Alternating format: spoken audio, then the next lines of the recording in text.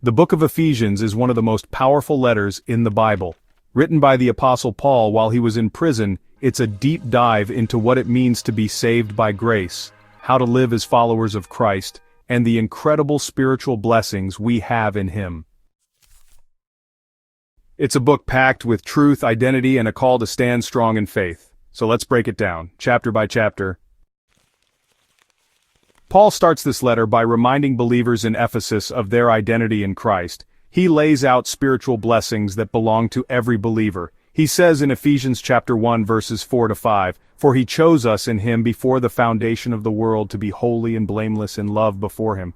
He predestined us to be adopted as sons through Jesus Christ according to the good pleasure of his will." This means God had a plan for us before creation. He chose us, redeemed us, and sealed us with the Holy Spirit, guaranteeing our inheritance. Ephesians chapter 2 contains one of the most well-known verses in the Bible. Ephesians chapter 2, verses 8-9. "For you are saved by grace through faith, and this is not from yourselves, it is God's gift, not from works, so that no one can boast." Paul emphasizes that salvation isn't about what we do, it's about what Jesus did. We were dead in sin, but God made us alive through Christ. And now, instead of being divided, both Jews and Gentiles are united into one body, the church. This echoes Romans chapter 5 verse 1, which says, "Therefore, since we have been justified by faith, we have peace with God through our Lord Jesus Christ." Paul calls the gospel a mystery that has now been revealed. The mystery that Gentiles are included in God's plan of salvation. Ephesians chapter 3 verse 6 says, "The Gentiles are co-heirs, members of the same body, and partners in the promise in Christ Jesus through the gospel." This was radical at the time. Paul even prays that believers would be rooted in love and grasp just how deep God's love is. Paul shifts from theology to practical Christian living. He urges believers to walk in unity and maturity in Christ. He writes in Ephesians chapter 4 verses 22-24, "Take off your former way of life, the old self that is corrupted by deceitful desires, to be renewed in the spirit of your minds, and to put on the new self, the one created according to God's likeness in righteousness and purity of the truth." This is similar to Romans chapter 12 verse 2, where Paul says, "Do not be conformed to this world, but be transformed by the renewing of your mind." Chapter 5. Imitators of God and husbands and wives.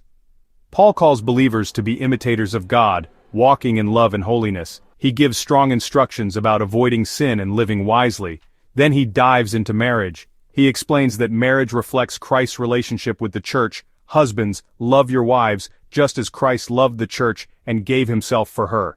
Ephesians 5:25.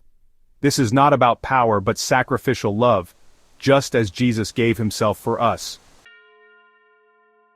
Chapter 6. The Armor of God.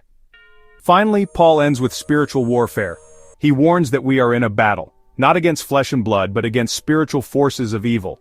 He tells believers to put on the full armor of God, the belt of truth, the breastplate of righteousness, the shoes of the gospel of peace, the shield of faith, the helmet of salvation, the sword of the Spirit, God's word.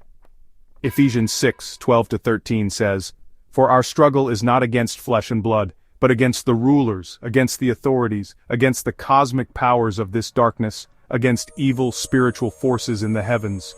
For this reason take up the full armor of God, so that you may be able to resist in the evil day." Final thoughts. Ephesians is a letter of identity, unity, and power. It reminds us that we are saved by grace, called to walk in love, and equipped to stand strong against the enemy. So, are you walking in the identity Christ gave you? Are you putting on the full armor of God daily?